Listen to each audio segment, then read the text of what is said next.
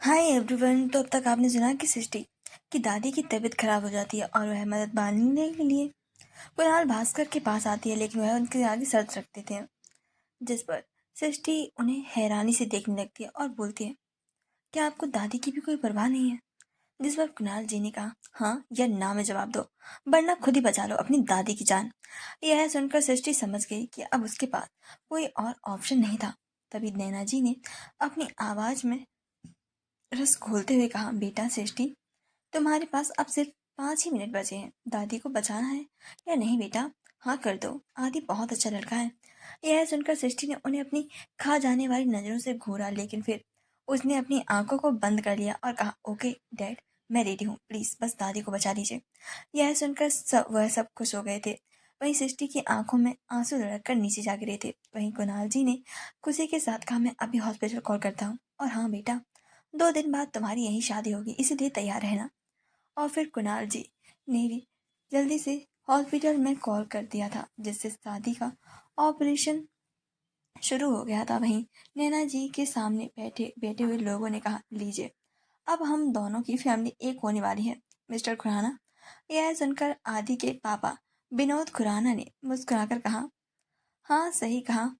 वहीं यह सुनकर आदि के चेहरे पर मुस्कान आ गई थी। वहीं नैना जी ने कहा, चलिए शादी की तैयारियां करते हैं। जिस पर खुराना जी ने कहा, हाँ जरूर जरूर।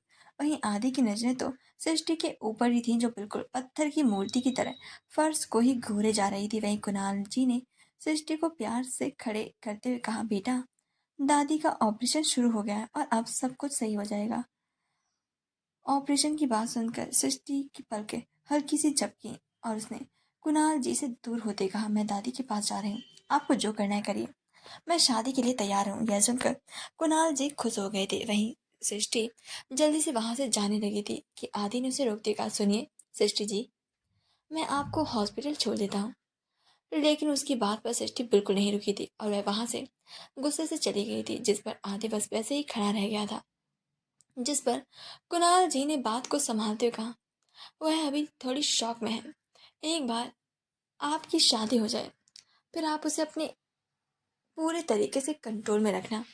वहीं सृष्टि ने दरवाजे से बाहर निकलते हुए कुणाल जी की बातों को सुन लिया था, जिससे उसकी आंखों से लगातार आंसू निकलने लगे थे और वह रोते हुए वैसे ही वहां पर दौड़ने लगी थी। तो क्या सच में सृष्टि की शादी आदि के साथ होगी? वहीं दूसरी तरफ पार्टी अभी भी अपनी पीक पर चल रही थी। सभी लोग खाना खाने के बाद वहां पर जो बड़े बड़े सिंगर्स आए हुए थे और डांसर्स आए हुए थे, वही सभी स्टेज पर परफॉर्म कर रहे थे। साथ ही वह लोग सभी चेयर पर बैठकर उनके डांस को एंजॉय कर रहे थे। लेकिन रागनी तो अभी भी खाने में ही व्यस्त थी। वह बार बार आइसक्रीम खाए जा रही थी। अभी तक उसने 8 भी आइसक्रीम भी खाकर खत्म कर दी थी। फिर उसने बगल में बैठी हुई दिव्या से अपनी भोली सूरत बनाकर कहा, ओए सुनना, एक और लेकर आना प्लीज। लेकिन उसकी बात को दिव्या ने ऐसे इग्नोर किया जैसे उसकी बात को उसने सुनी ही ना हो। जिसे देखकर रागिनी ने मुंह बनाया और फिर उसने हिलाते हुए थोड़ी तेज आवाज में कहा, मेरी जान, मेरे को ना एक और आइसक्रीम चाहिए, प्लीज प्लीज ना आइसक्रीम लेकर आना प्लीज। जिस पर दिव्या ने चिढ़कर कहा, मैं तुझे क्या नौकर लग रही हूँ क्या? इतने सारे वेटर हैं ना, उनसे मंगा ले। जिस पर रागिनी ने अपना क्यूट सी शक्ल बनाकर कहा, तू जानती है ना, मुझे वेटर के हाथ से नहीं पसंद, इसलिए तू ही लेकर आना प्लीज। पक्का ये लास्ट होगा, पक्का पक्का। यह सुनकर दिव्या ने उसे घूर देखा। अभी तक 8 खा चुकी है और तब से तेरा लास्ट नहीं हुआ है ना। अब अगर आइसक्रीम तुझे खानी है तो खुद लेकर आ, मैं कहीं नहीं जाने वाली, इसलिए भूल जा। यह सुनकर रागिनी वापस से उसे हिलाते हुए चिल्लाने लगी थी, जिससे वहां पर पास बैठे मेहमानों को थोड़ी सी दिक्कत होने लगी थी। यह देखकर दिव्या ने गुस्से से उसे घूरते कहा, ओके मेरी माँ चुप हो जा बस, प्लीज मैं लेकर आ रही हूँ। यह बोलकर वह गुस्से से बड़बड़ाती हुई आइसक्रीम पार्लर की तरफ जाने लगी थी। उसे रागिनी पर काफी ज्यादा गुस्सा आ रहा था, जिससे वह उसे गालियां देती हुई जा रही थी। वही दिव्या को जाते देखकर रागिनी के चेहरे पर बड़ी सी मुस्कान आ गई थी। फिर वह अपने आप को सही करने लगी, जैसे उसे अपने इस काम पर काफी ज्यादा फक्र हो रहा हो। वहीं रागिनी बड़बड़ाती हुई गुस्से से जा रही थी कि तभी अचानक से उसका पैर उसके लहंगे में ही फंस गया और वह अचानक से गिरने वाली थी। वहीं यह होते हुए देखकर दिव्या ने जल्दी से अपनी आंखों को बंद कर लिया, लेकिन तभी उसे अचानक से अपनी कमर पर किसी के हाथ कसते हुए महसूस हुए, जैसे वह अचानक से सिहर गई और उसने झट से आंखों को खोल लिया। उसने जैसे ही अपनी आंखों को खोल कर देखा तो उसकी नजरें सिद्धार्थ की काली गहरी नजरों से जा मिली। उसकी नजरें मिलते ही वह जैसे एक दूसरे में खो से गए थे। वहीं दिव्या उसकी आंखों में इतना खो गई थी कि उसे एहसास तक नहीं हुआ था कि सिद्धार्थ ने उसे उसकी कमर को कसकर पकड़ रखा है। वहीं सिद्धार्थ ने भी उसकी आंखों में देखते हुए कहा, मैडम अब तो मेरे गले को छोड़ दीजिए, मैंने सही सलामत आपको खड़ा कर दिया है। जैसे ही दिव्या ने यह सुना अचानक से वह जैसे होश में आ गई थी।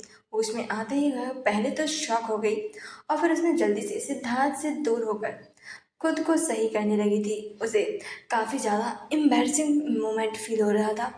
उसने जल्दी से अपनी नज़र चुराते हुए कहा, थैंक यू सो मच, और वह जल्दी से खुद को बचाते हुए वहां से निकल गई। साथ ही वह फिर से खुद को डांटते हुए बोली कि आखिरकार वह कर क्या रही थी ये।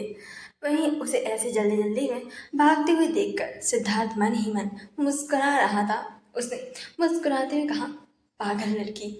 वहीं दिव्या जल्दी से रागनी के लिए आइसक्रीम लेकर जल्दी से रागनी के पास आई और फिर गुस्से से उसके हाथों में देकर चेयर पर बैठकर सिद्धार्थ के बारे में ही सोचने लगी थी। बार बार जैसे वह उसकी आंखों के सामने आ रहा था, उसके हाथ कैसे दिव्या की कमर को कस कसे हुए थे, यह उसे अभी तक एहसास हो रहे थे, जो कि दिव्या को काफ़ी ज़्यादा अजीब महसूस करा रहे थे। उसकी काली गहरी नज़रों को देखकर जैसे वह उसमें खो जाना चाहती थी, लेकिन अचानक से उसके दिमाग में जो थॉट आया वह सुनकर वह पूरी तरीके से शॉक हो गई थी। तभी अचानक से उसे रागिनी ने जल्दी से देखते हुए फिक्र करते हुए कहा, क्या हुआ रागिनी। जिस पर रागिनी ने अपने होठों को छूते कहा, अचानक से मेरा होठ कट गया और फिर उसने दिव्या को घूर देखा, तूने मुझे गाली दी क्या, है ना, तभी मेरा होठ कट गया है ना। वहीं उसकी बात को सुनकर दिव्या ने दूसरी तरफ मुंह करते हुए कहा, हाँ ऑफ कोर्स, तू गालियों के लायक ही तो है, भगवान ने तेरे लिए हाथ दिए पैर दिए, फिर भी हर चीज में बस आलस करना होता है तुझे। जिस पर रागिनी ने गुस्से के साथ कहा, बट अब मेरा मन नहीं होता तो मैं क्या करूं। जिस पर दिव्या ने हाथ जोड़कर कहा, तू कुछ मत कर मेरी माँ, तू बस आइसक्रीम खा बस।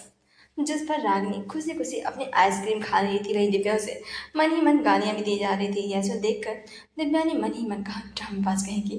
तभी फिर से रागिनी का होठ कट गया था। वहीं जैसे ही दिव्या ने ये कहा कि उसका फिर से होठ कट गया है, तो वह समझ गई कि अब उसकी अच्छी खासी धुलाई होने वाली है, जिससे वह जल्दी से अपनी जगह से खड़ी हुई और फिर एकदम से वहां से भागने लगी। वहीं रागिनी भी उसके पीछे जल्दी से गुस्से से भागी। वहीं सिद्धार्थ की नजरें पूरी तरीके से दिव्या पर बनी हुई थी और वह मुस्कुराकर उसे ही देख रहा था। वहीं ऋषि का भी अब यहाँ किसी भी चीज में मन नहीं लग रहा था। जैसे उसने सारा से घर जाने के बारे में कहा तो सारा ने भी उसे जाने से मना नहीं किया था। वहीं उसने अपने असिस्टेंट को भी सभी बॉडीगार्ड्स को अलर्ट रहने के लिए बोल दिया था और वह वहां से निकल गया। सृष्टि गुस्से से दौड़ती हुई रोने लगी थी और वह रोते हुए ही हॉस्पिटल की तरफ बस अपने नंगे पांव से ही दौड़ी जा रही थी। इस वक्त रात के 1 बज रहे होंगे और बस उस सुबह सड़क काफ़ी ज़्यादा सुनसान भी थी और जिस सड़क पर दौड़ रही थी वहां पर रह रहकर ही कोई ना कोई इक्का दुक्का कार आ और निकल रही थी। वहीं बाकी हर तरफ बस अंधेरा ही अंधेरा छाया हुआ था। वह रोते हुए तब तक दौड़ती रही जब तक वह पूरी तरीके से पसीने से तरबतर होकर पूरी तरीके से थक नहीं गई थी, लेकिन वह रुकना भी नहीं चाहती थी। जिससे वह वापस से भागने लगी थी कि अचानक से उसके पैर उसके लहंगे में उलझ गए और वह वहां पर लड़खड़ा कर वहीं जमीन पर गिर पड़ी थी। जिससे अचानक से गिरने की वजह से वह और भी ज्यादा फूट फूट कर रोने लगी थी। उसने खुद को पूरी तरीके से अपनी बाहों में भर लिया था।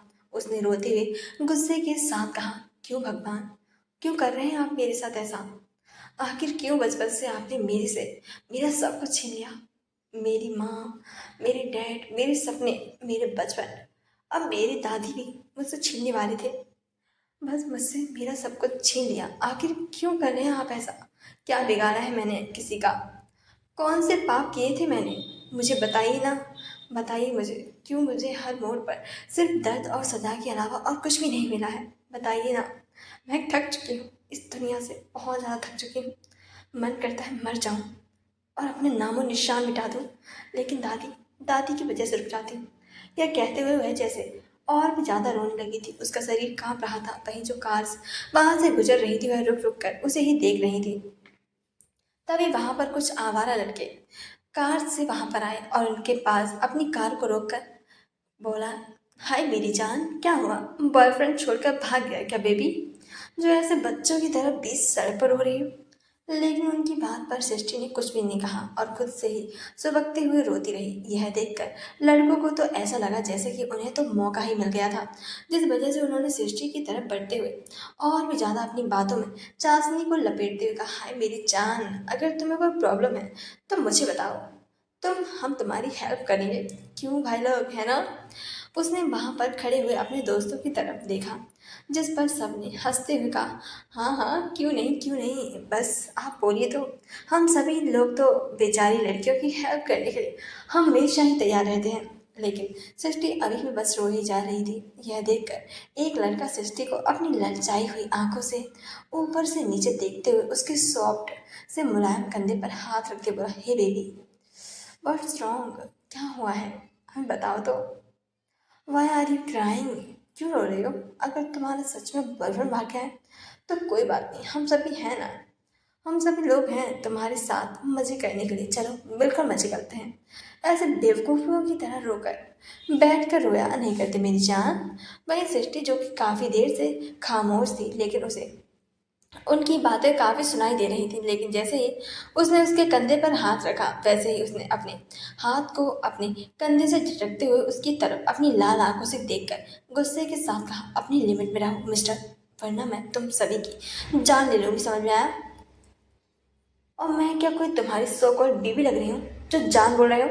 अगर अब ये वर्ड मुंह से निकला ना तो हाथ पैर तोड़ कर ना तुम्हारा कचूमर बना दूंगी। समझे? अकेली लड़की समझ कर छेड़ने के बारे में सोचना भी मत।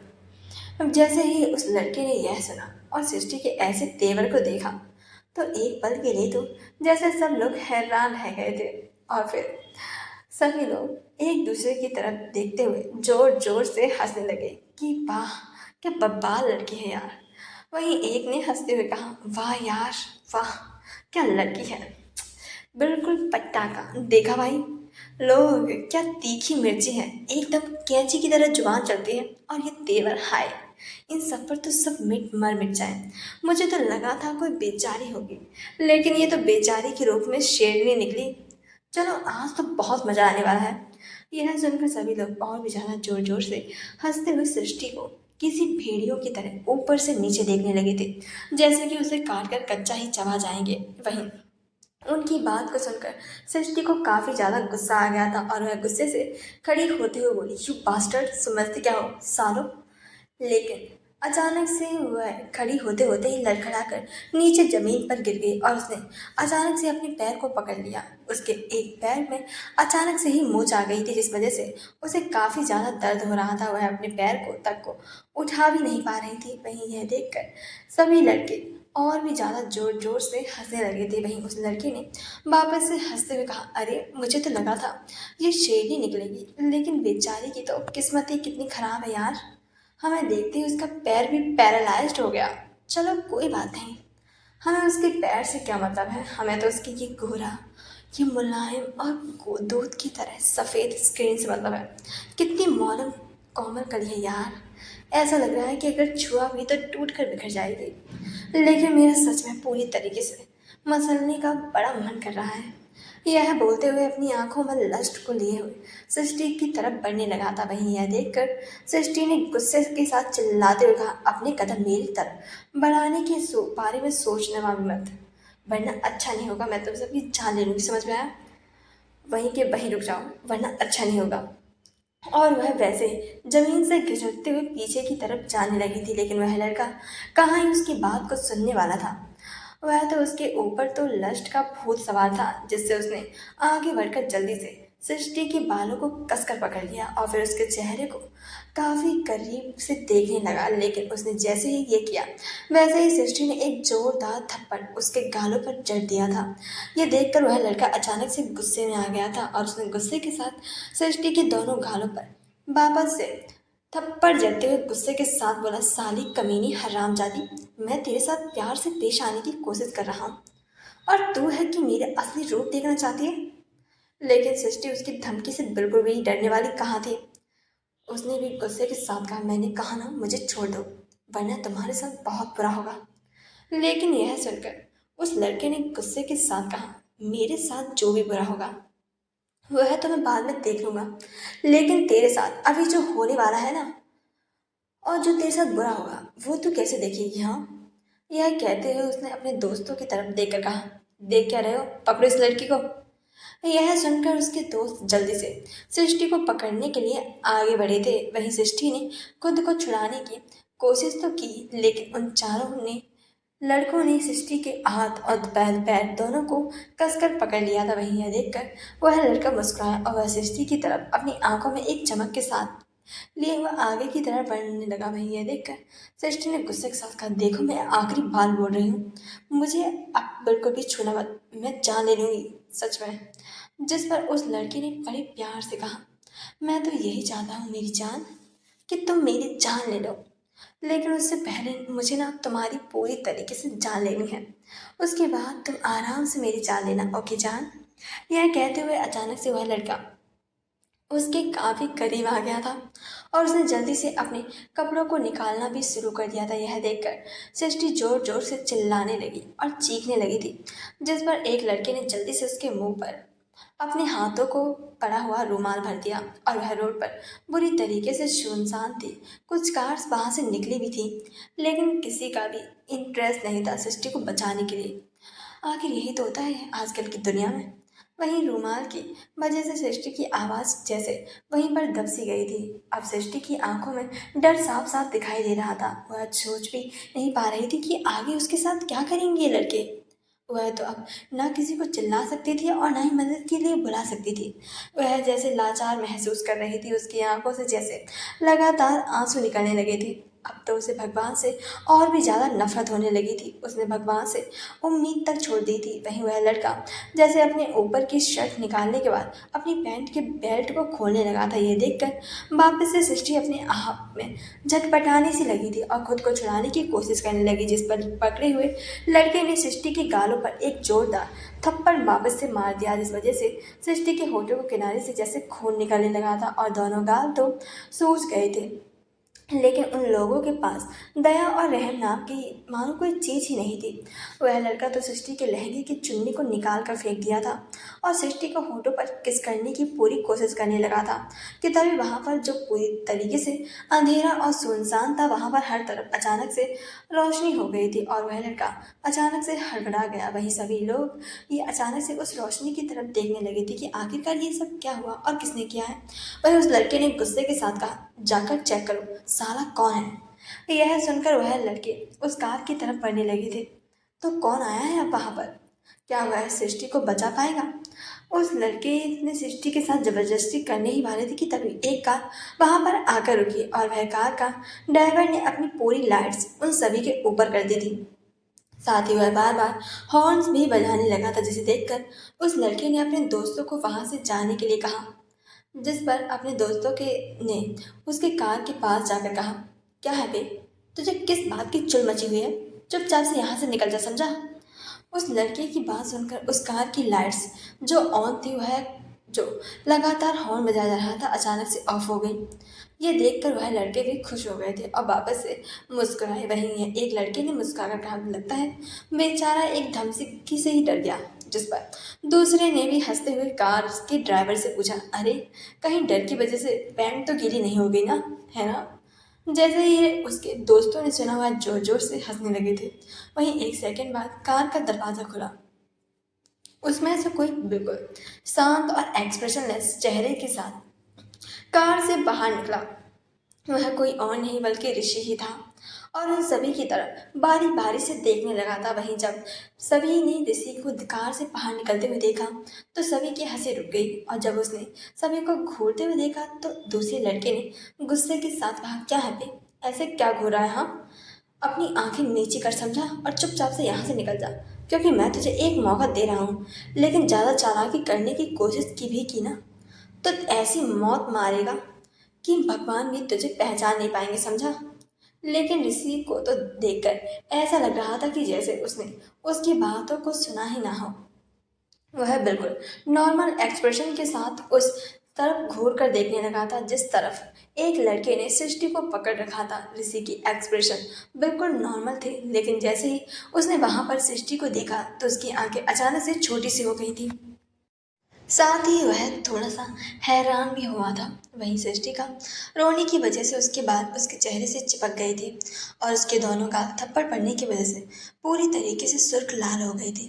उसके कपड़ों को फाड़ दिया गया था, उसकी चुन्नी को काफी दूर फेंक दिया गया था। ऋषि और सृष्टि को जैसे ऊपर से नीचे तक स्कैन कर रहा था। जैसे जैसे उसकी नजरें ऊपर से नीचे की तरफ जा रही थी वैसे वैसे उसका गुस्सा जैसे बढ़ता जा रहा था। उसके हाथ की मुट्ठियां जैसे कसकर बंद हो गई थी, जिससे उसकी उभरी हुई नसें साफ दिखाई दे रही थी। वही सृष्टि जिसने पूरी तरीके से उम्मीद ही छोड़ दी थी, उसने जैसे ही वहां पर ऋषि को देखा वैसे ही उसकी आंखें अचानक से चमक उठी थी।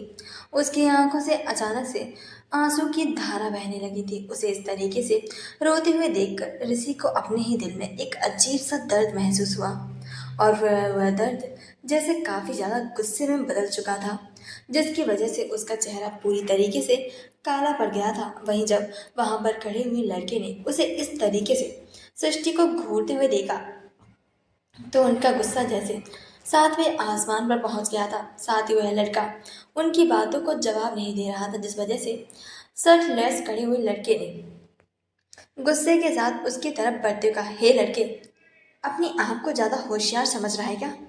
तुझे सुनाई नहीं दे रहा कि मैं ये सब क्या बोल रहा हूँ, या तेरे दिमाग में बात नहीं जा रही है? चुपचाप से यहाँ से निकल, समझा। लेकिन जैसे ही वह ऋषि के करीब आया वैसे ही उसे बिना वार्निंग दिए हुए ऋषि ने एक जोरदार पंच उसकी नाक पर दे मारा, और वह पंच इतना ज्यादा जोरदार था कि पंच के पड़ते ही उसे चारों तरफ जैसे अपनी पूरी दुनिया गोल घूमती हुई महसूस होने लगी थी। उसने जल्दी से एक असहनीय दर्द की वजह से अपनी नाक पर हाथ रख लिया था, लेकिन जैसे ही उसने अपना हाथ उठाया तो उसकी नाक से खून बहने लगा था।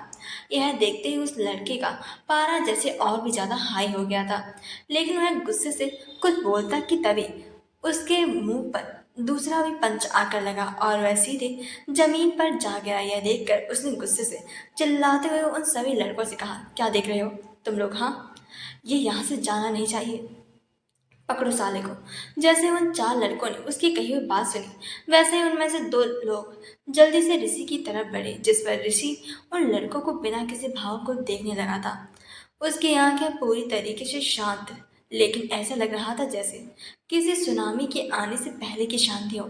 एक लड़के ने जल्दी से उसे मारने के लिए पंच बढ़ाया, वैसे ही ऋषि ने उसके हाथ को पकड़ लिया और अपने पैर से उसके प्राइवेट पार्ट पर जोर से वार किया, जिससे उस लड़के का तो दर्द से बुरा हाल हो गया था। लेकिन ऋषि रुका नहीं, बल्कि उसने उसके हाथ को जोर से घुमाते हुए उसके मुंह पर पंच किया और फिर एक लात उसके मुंह पर मारा, जिससे वह जमीन पर ढेर हो गया था। वहीं यह देखकर दूसरे लड़के का गुस्सा भी बढ़ गया था और उसने जल्दी से अपने पैर से ऋषि को मारना चाहा, लेकिन ऋषि ने उसके बाल को डिफेंड करते हुए उसके पैर पर अपने पैर से पैर दे मारा। फिर उसने वहीं पर पछाड़ते हुए उसके सर को मोड़ दिया, साथ ही उसके एक हाथ को तोड़ दिया था। लेकिन ऋषि की नजर तो पूरी तरीके से सृष्टि के ऊपर ही थी, जो कि एकदम बस ऋषि को ही देखे जा रही थी। वहीं सृष्टि के चेहरे पर थप्पड़ के निशान को देखकर ऋषि का गुस्सा बढ़ता जा रहा था, साथ ही ये सोचकर कि अगर वह टाइम पर नहीं आता तो वह लोग उसके साथ क्या करते, उसके साथ, जिससे उसका गुस्सा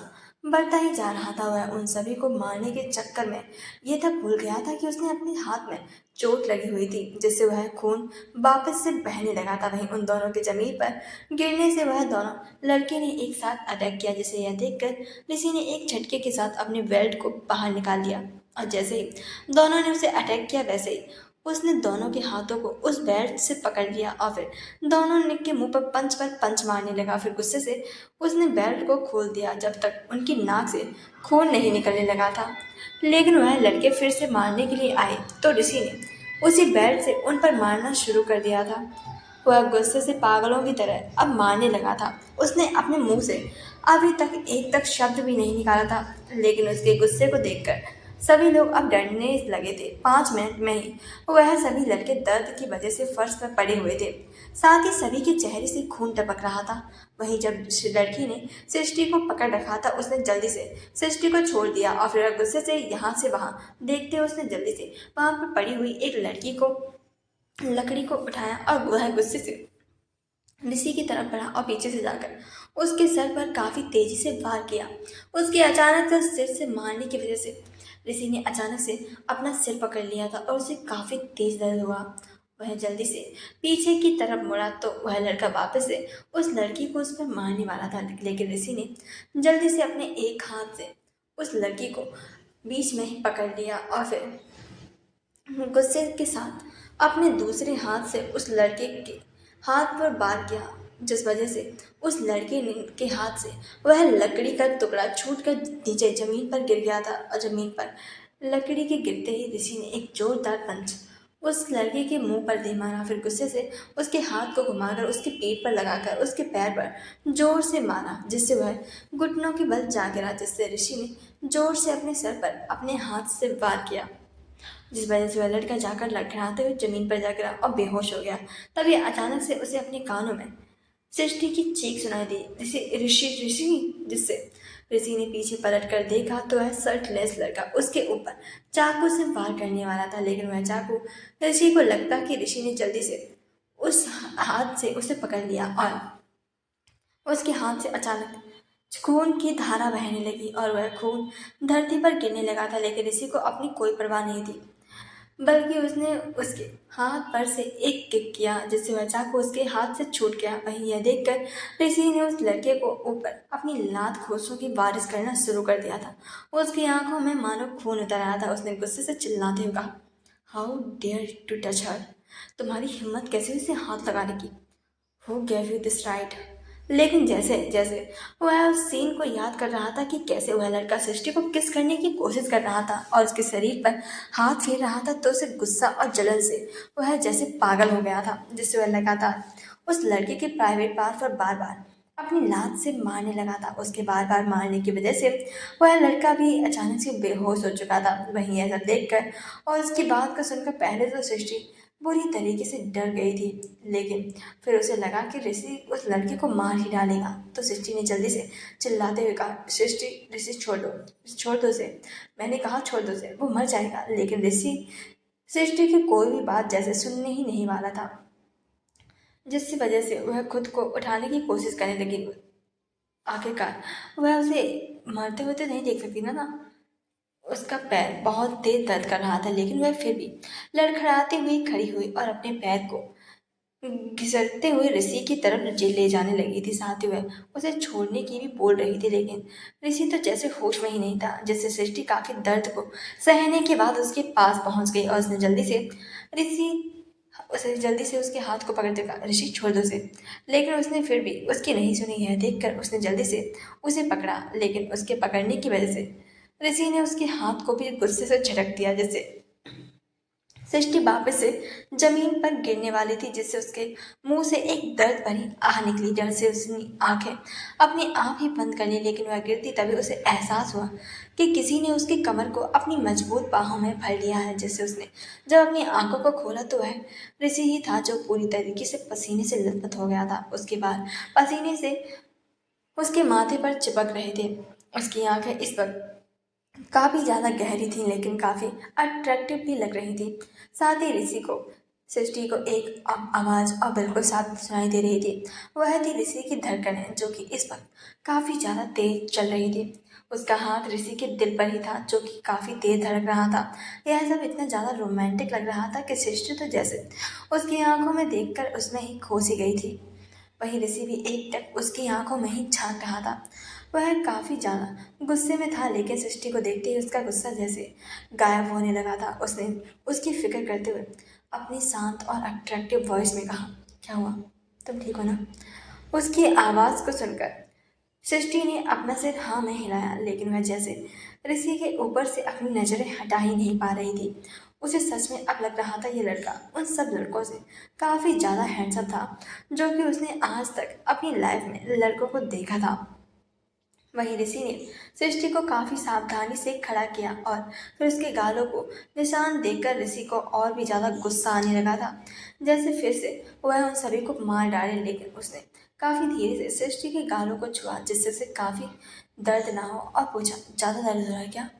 लेकिन ऋषि को अपने इतने करीब देखकर सृष्टि की जैसे तो हार्ट बीट ही बढ़ने लगी थी। वह तो यह भी भूल गई थी कि अभी क्या हुआ था। उसके सवाल पर भी उसने बिना कुछ कहे अपना सिर ना में हिला दिया था। यह देखकर ऋषि उसकी आंखों में देखने लगा था। तभी अचानक से उसे वहां पर पुलिस के सायरन की आवाज़ सुनाई देने लगी, जिससे अचानक से सृष्टि अपने होश में वापस आई और खुद को ऋषि के इतने करीब देखकर हैरान रह गई थी और फिर जल्दी से दूर हो गई। वहीं ऋषि ने पुलिस कार की तरफ देख कर उन्हें जल्दी से देखा। वहीं पुलिस जल्दी से बाहर आई। ये सब उसने ही किया था।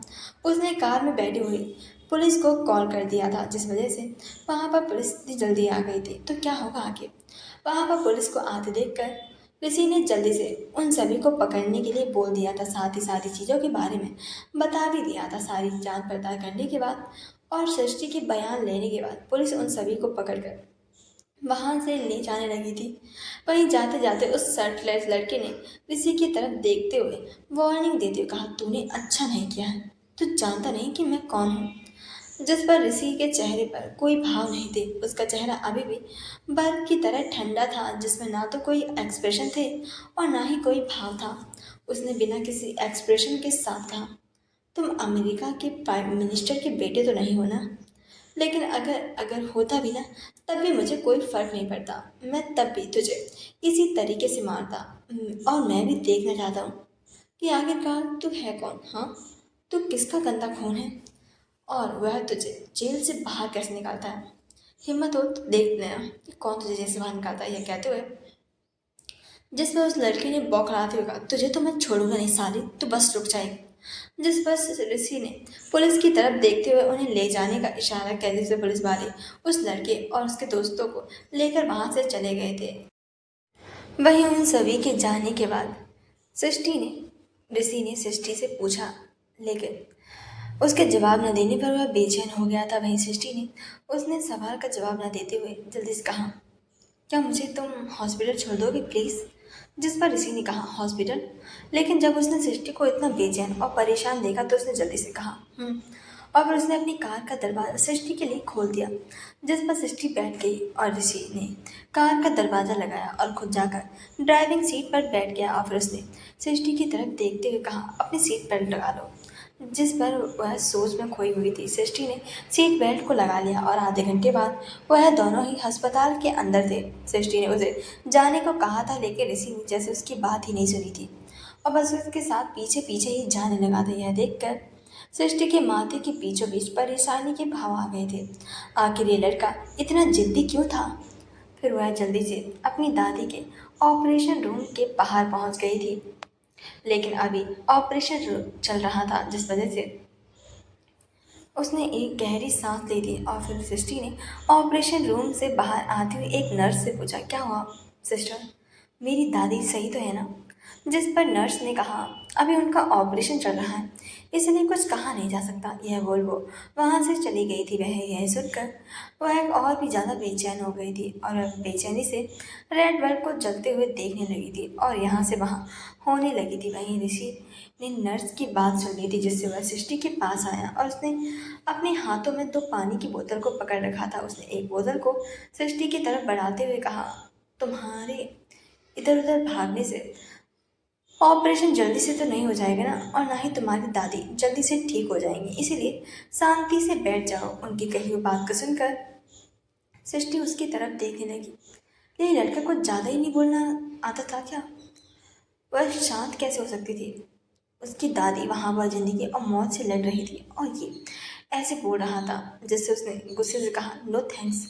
और वह वापस से परेशानी से ऑपरेशन रूम की तरफ देखने लगी थी, जिस पर ऋषि ने अपने हाथ में पकड़ी हुई बोतल को देखा और फिर उसने जबरदस्ती उस बोतल को सृष्टि के हाथ में देते हुए कहा, पैसे वेस्ट नहीं करना चाहता, अब जब खरीदनी है तो पी लो। और यह बोल वह जाकर दूसरी बेंच पर बैठ गया था। वहीं उसके ऐसे बिहेवियर को देखकर सृष्टि को काफ़ी ज़्यादा गुस्सा भी आया था, लेकिन वह पूरी तरीके से थक चुकी थी, साथ ही उसे प्यास भी लग रही थी और जब बोतल को हाथ में थी तो उससे देखने लगी थी, जिससे वह थक कर बेंच पर बैठ गई और पानी पीने लगी। फिर उसने ऋषि की तरफ देखते हुए कहा, थैंक यू सो मच मुझे बचाने के लिए और मेरी हेल्प करने के लिए भी। जिस पर ऋषि ने फ़ोन में देखते हुए कहा, इसकी कोई ज़रूरत नहीं है, अगर तुम्हारी जगह कोई और भी होता तभी मैं ऐसा ही करता। यह सुनकर सृष्टि पता नहीं क्यों लेकिन थोड़ी सी चिढ़ गई थी। क्या ये लड़का सिर्फ वेलकम नहीं बोल सकता था और ज़्यादा बकवास करने की इसे क्या ही ज़रूरत थी। लेकिन वह सीधे सीधे से कुछ बोल भी तो नहीं सकती थी, जिस वजह से उसने उसकी तरफ से अपना मुंह फेर लिया था और वह गुस्से से, हाँ क्या उसे लड़कियों की तरह हीरो बनना था। लेकिन फिर उसने कुछ नहीं कहा और फिर उसने अपने गुस्से को साइड करते हुए कहा, क्या तुम इस बात को सीक्रेट रख सकते हो, क्योंकि पलक की 2 दिन बाद शादी है। अगर उसे ये सब पता चला कि दादी की तबीयत ठीक नहीं है तो वह और सीरियस कंडीशन में है तो वह शादी को कैंसिल कर देगी और मैं नहीं चाहती वह उदास या फिर अपनी ज़िंदगी में आने वाली खुशियों को छोड़ दे। वह बड़ी उम्मीदों से ऋषि की तरफ देख रही थी, जिस पर ऋषि ने कहा, मैं किसी को नहीं कहूँगा, चिंता मत करो। जिस पर सृष्टि पूरी तरीके से बेफिक्र हो गई थी, वरना वह तो जैसे पूरी तरीके से परेशान हो गई थी। वहीं ऑपरेशन चालू हुए 5 घंटे बीत गए थे और दोनों ही बाहर बैठे हुए थे। 5 घंटे बाद ऑपरेशन रूम का दरवाज़ा खुला, उसके अंदर से मास्क से निकलते हुए बॉडीगार्ड्स आए और दादी की फाइल को अपने हाथों में लेते हुए सृष्टि के पास आकर कहा, मिस भास्कर, आपकी दादी अब खतरे से बाहर है। ऑपरेशन सक्सेसफुल हो गया है, लेकिन वह कुछ टाइम तक कोमा में ही रहेंगी, इसलिए परेशान होने की कोई ज़रूरत नहीं है।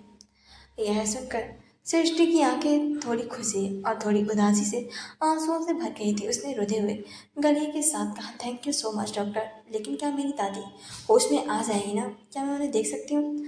जिस पर डॉक्टर ने कहा, इट्स ओके, उन्हें इतना कुछ नहीं हो गया, अब वो आपके बाद जल्दी से होश में आ जाएंगी।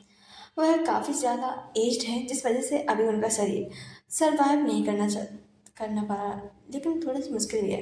लेकिन कुछ दिनों में वह कोमा से बाहर आ जाएंगे और ठीक से सही भी हो जाएंगी, इसलिए आपको चिंता करने की कोई ज़रूरत नहीं है। लेकिन अभी आप उनके पास नहीं जा सकती, सुबह तक उन्हें वार्ड में शिफ्ट कर दिया जाएगा, फिर आप मिल सकती हैं।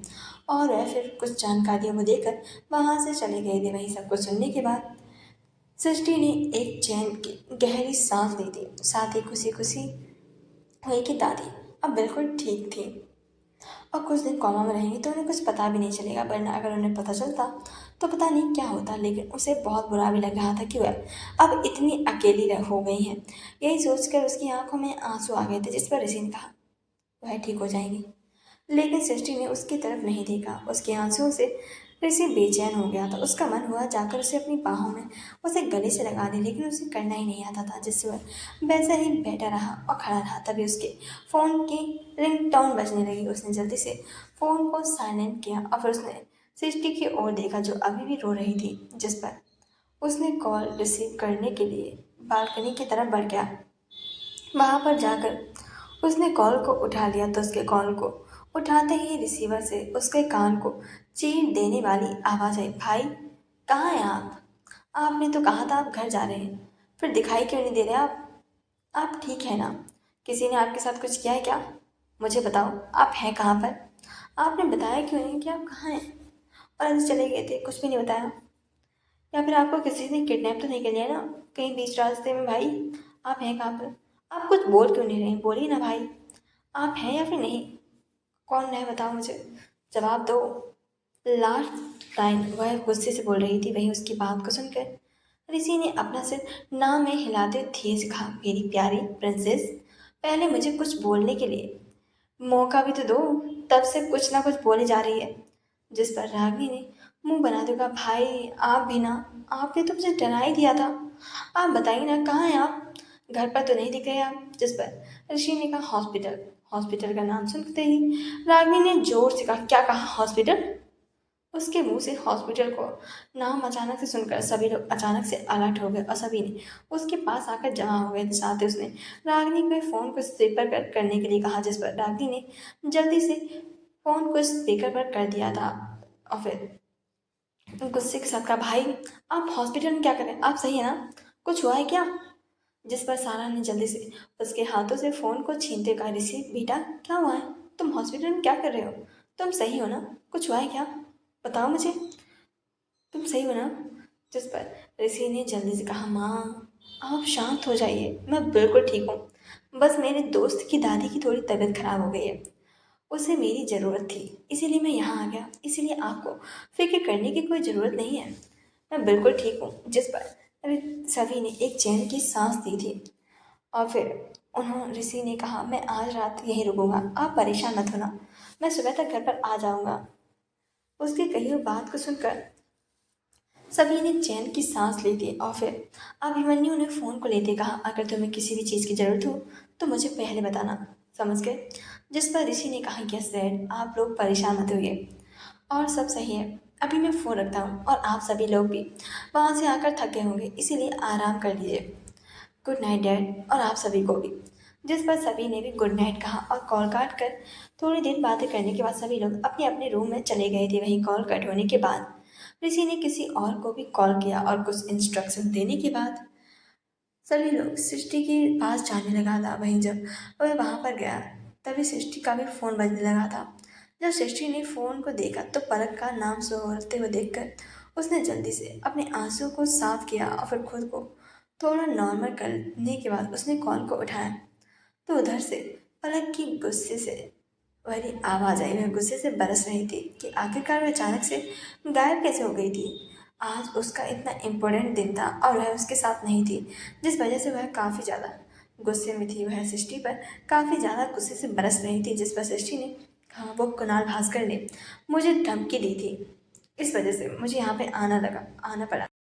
जिस पर पलक उसके पिता वही भड़कने लगी थी और काफ़ी देर तक बातें करने के बाद उसने कॉल को कट कर दिया था। वहीं सृष्टि ने कॉल कट करने के बाद ऋषि को देखा, फिर वह बेंच पर बैठ गई, जिस पर ऋषि भी ऑकवर्ड होते हुए बैठ गया था। वहीं मुंबई शहर के पुलिस स्टेशन में जैसे भगदड़ मच गई थी। जब से उन लड़कों को लाया गया था तब से वहां पर पुलिस वालों का जीना हराम हो गया था, क्योंकि वह लड़के मुंबई शहर के काफ़ी बड़े परिवारों के बच्चे थे, जिससे वह लोग काफ़ी पुलिस वालों से दबाव बनाने लगे थे, जिससे सभी लोग बहुत ही बड़ी टेंशन में आ गए थे। सलाखों के अंदर बैठे हुए शर्टलेस लड़के ने हंसते हुए उस पुलिस वाले से कहा, तूने मुझे गिरफ्तार किया ना, अब तू देख इंस्पेक्टर तेरा मैं क्या होता है। कुछ भी मिनट बाद मेरे डैड आने वाले हैं, उसकी मदद